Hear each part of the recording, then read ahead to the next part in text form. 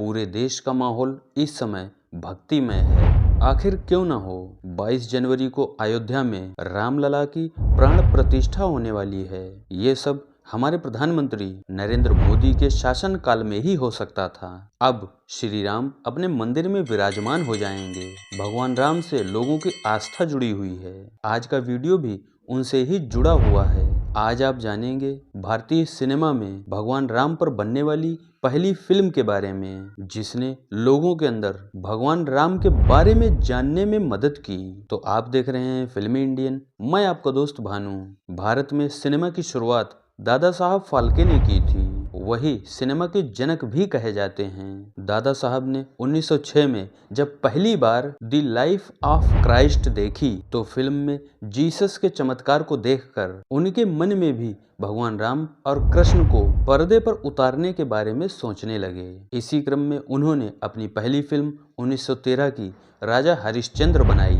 ये भारत की पहली बिना आवाज वाली फिल्म थी। इस फिल्म के बाद ही दादा साहब के मन में भगवान राम को पर्दे पर उतारने का विचार कर लिया था। उस समय फिल्म में हीरो का किरदार करने के लिए कोई ना कोई मिल जाता था, लेकिन सबसे बड़ी समस्या थी महिला के किरदार को कौन करे, क्योंकि उस समय महिलाएं फिल्म में काम करने को पाप समझती थीं। महिला के किरदार के पीछे भी एक दिलचस्प कहानी है। क्या आपको पता है, पहली रामायण पर बेस्ड फिल्म में माता सीता का किरदार एक पुरुष ने निभाया था और इसी पुरुष ने राम का किरदार भी किया। मतलब एक ही व्यक्ति ने डबल रोल किए थे, राम का भी और सीता का भी। और तो और यही व्यक्ति राजा हरिश्चंद्र फिल्म में रानी तारावती भी बना था।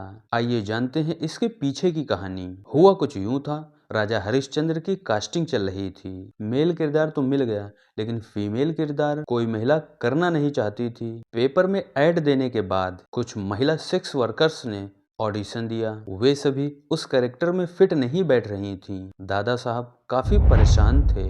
एक दिन दादा साहब एक रेस्टोरेंट में चाय पी रहे थे। वहीं एक वेटर काम करता था जिसका नाम हरी उर्फ अन्ना सालुंके था। उसकी कद काठी बिल्कुल लड़कियों जैसी थी। दादा साहब को एक आइडिया आया। उन्होंने उस लड़के को कुछ ज्यादा रुपए देकर अपने साथ रख लिया और उसके बाद सालुंके से राजा हरिश्चंद्र में रानी तारामती का कैरेक्टर करवाया। सालुंके ने अपने किरदार पर खूब मेहनत की।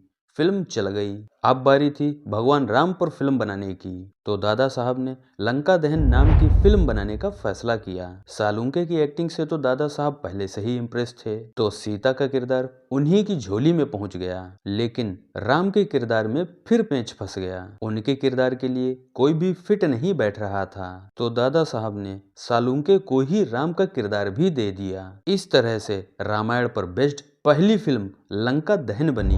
ये फिल्म 1917 में आई थी, लेकिन इस फिल्म में आवाज नहीं थी। फिल्म में राम और सीता का किरदार सालुंके ने बखूबी निभाया। ये कोई भी नहीं बता सकता था कि दोनों ही किरदारों को किसी एक व्यक्ति ने निभाया है। फिल्म आने के बाद पूरे मुंबई में तहलका मच गया। फिल्म ने पूरा माहौल भक्तिमय कर दिया था।